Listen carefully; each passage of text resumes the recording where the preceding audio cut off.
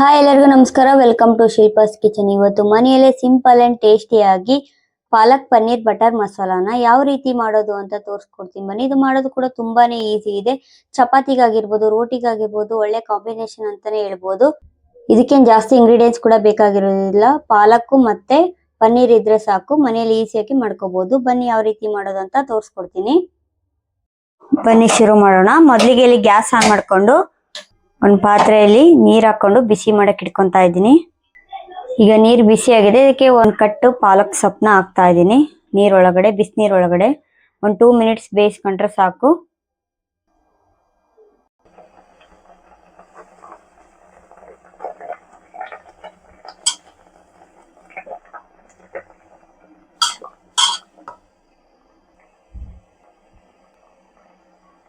ಈಗ ಪಾಲಕ್ ಸೊಪ್ಪು ಬೆಂದಿದೆ. ಈಗ 1 ನಿಮಿಷ ಗ್ಯಾಸ್ ಆಫ್ ಮಾಡಿ ತಣ್ಣಗಾಗಿ ಬಿಡೋಣ. ಈಗ ಇಲ್ಲೊಂದು ಮಿಕ್ಸಿ ಜಾರ್ ತಗೊಂಡಿದ್ದೀನಿ. ಇದಕ್ಕೆ ಈಗ ಬೇಯಿಸಿರೋ ಪಾಲಕ್ ಸೊಪ್ಪನ್ನ ಹಾಕ್ತಾ ಇದ್ದೀನಿ. ಸ್ವಲ್ಪ ಕೊತ್ತಂಬರಿ ಸೊಪ್ಪು, ಹಾಗೆ 5 ಹಸಿರು ಮೆಣಸಿನ್ಕಾಯಿ ಹಾಕ್ತಾ ಇದ್ದೀನಿ. 1 ಸ್ಪೂನು ಶುಂಠಿ ಬೆಳ್ಳುಳ್ಳಿ ಪೇಸ್ಟ್ ಹಾಕ್ತಾ ಇದ್ದೀನಿ.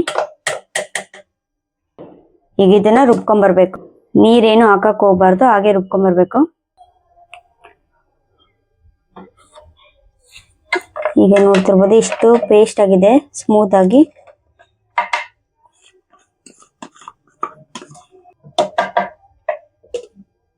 ಈಗ ಗ್ಯಾಸ್ ಆನ್ ಮಾಡ್ಕೊಂಡು ಒಂದು ಪ್ಯಾನ್ ನ ಬಿಸಿ ಮಾಡಕ್ ಇಟ್ಕೊಂತಾ ಇದ್ದೀನಿ. ಈಗ ಪ್ಯಾನ್ ಬಿಸಿ ಆಗಿದೆ. ಇದಕ್ಕೆ 1 ಸ್ಪೂನ್ ಅಷ್ಟು ಬೆಣ್ಣೆ ಹಾಕ್ತಾ ಇದ್ದೀನಿ.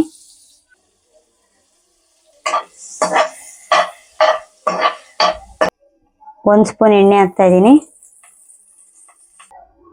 ಈಗ ಎಣ್ಣೆ ಬಿಸಿ ಆಗಿದೆ. ಇದಕ್ಕೆ 2 ಲವಂಗ, 1 ಚಕ್ಕೆ ಹಾಕ್ತಾ ಇದ್ದೀನಿ, ಹಾಗೆ 1 ಪಲಾವ್ ಎಲೆ.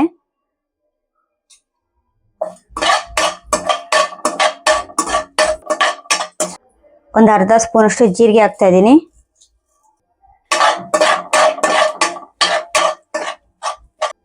ಈಗ ಕಟ್ ಮಾಡಿರೋ ಈರುಳ್ಳಿ ಟೊಮೆಟೊ ಹಾಕ್ತಾ ಇದ್ದೀನಿ.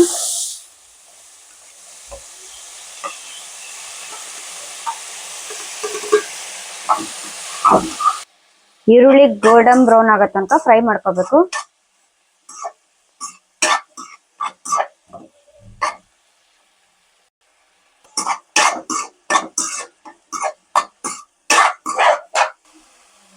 ಈಗ ಈರುಳ್ಳಿ ಟೊಮೆಟೊ ಸಾಫ್ಟ್ ಆಗಿದೆ. ಈಗ ರುಬ್ಬಿರೋ ಮಸಾಲೆನ ಹಾಕ್ತಾ ಇದ್ದೀನಿ.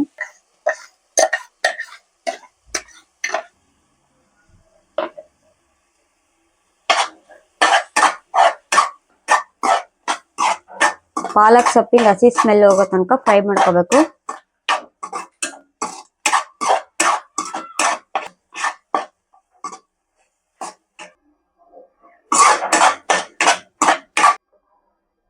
ಈಗ 1 ಸ್ಪೂನ್ ಗರಂ ಮಸಾಲ ಹಾಕ್ತಾ ಇದ್ದೀನಿ. 1 ಸ್ಪೂನ್ ಧನಿಯಾ ಪುಡಿ ಹಾಕ್ತಾ ಇದ್ದೀನಿ. ರುಚಿಗೆ ತಕ್ಕಷ್ಟು ಉಪ್ಪು. ಇದೆಲ್ಲ ಹಾಕಿ ಮೇಲೆ ಇನ್ನೊಂದು ಮಿಕ್ಸ್ ಮಾಡ್ಕೊತಾ ಇದ್ದೀನಿ.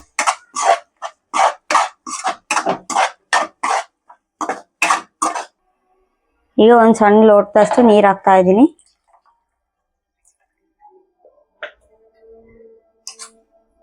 ನೀರು ಹಾಕಿದ್ಮೇಲೆ ಇನ್ನೊಂದು ಟೈಮ್ ಮಿಕ್ಸ್ ಮಾಡ್ಕೊಳ್ಳಿ.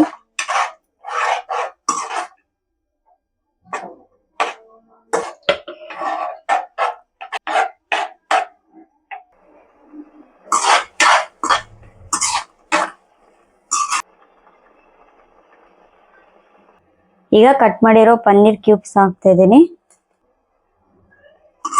ನಿಧಾನಕ್ಕೆ ಮಿಕ್ಸ್ ಮಾಡ್ಕೊತಾ ಇದ್ದೀನಿ.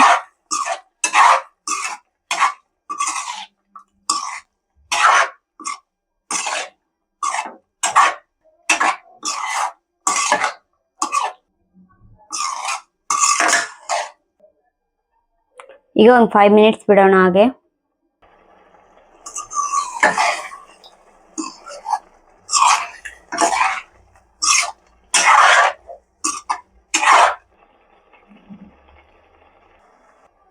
ನೋಡಿದ್ರಲ್ಲ ಈ ವಿಡಿಯೋದಲ್ಲಿ ಎಷ್ಟು ಸಿಂಪಲ್ ಅಂಡ್ ಟೇಸ್ಟಿಯಾಗಿ ಪಾಲಕ್ ಪನ್ನೀರ್ ಬಟರ್ ಮಸಾಲಾನ ಮನೆಯಲ್ಲೇ ಮಾಡ್ಕೋಬಹುದು ಅಂತ. ಈಸಿಯಾಗಿ ಮಾಡ್ಕೋಬಹುದು. ಇದಕ್ಕೇನು ಜಾಸ್ತಿ ಇಂಗ್ರೀಡಿಯೆಂಟ್ಸ್ ಕೂಡ ಬೇಕಾಗಿರೋದಿಲ್ಲ. ಮನೆಯಲ್ಲಿರೋ ಇಂಗ್ರೀಡಿಯೆಂಟ್ಸ್ ಗಳನ್ನ ಬಳಸ್ಕೊಂಡು ತುಂಬಾ ರುಚಿಯಾದ ಹೆಲ್ತಿಯಾದ ಅಡಿಗೆನ ಮನೇಲಿ ಮಾಡ್ಕೊಂಡೆ ತಿನ್ಬೋದು. ಈಗ ಗ್ಯಾಸ್ ಆಫ್ ಮಾಡ್ಕೊತಾ ಇದ್ದೀನಿ. ಈ ವಿಡಿಯೋ ನಿಮ್ಗೆ ಇಷ್ಟ ಆದರೆ ಪ್ಲೀಸ್ ಲೈಕ್ ಮಾಡಿ, ಶೇರ್ ಮಾಡಿ, ಹಾಗೆ ಕಮೆಂಟ್ ಮಾಡಿ. ಹಾಗೆ ಶಿಲ್ಪಾಸ್ ಕಿಚನ್ ಇನ್ನು ಯಾರು ಸಬ್ಸ್ಕ್ರೈಬ್ ಮಾಡಿಲ್ಲ ಸಬ್ಸ್ಕ್ರೈಬ್ ಮಾಡ್ಕೊಳ್ಳಿ. ಹಾಗೆ ಮುಂದಿನ ವಿಡಿಯೋದಲ್ಲಿ ಹೊಸ ರೆಸಿಪಿಯೊಂದಿಗೆ ಸಿಗೋಣ. Thank you for watching.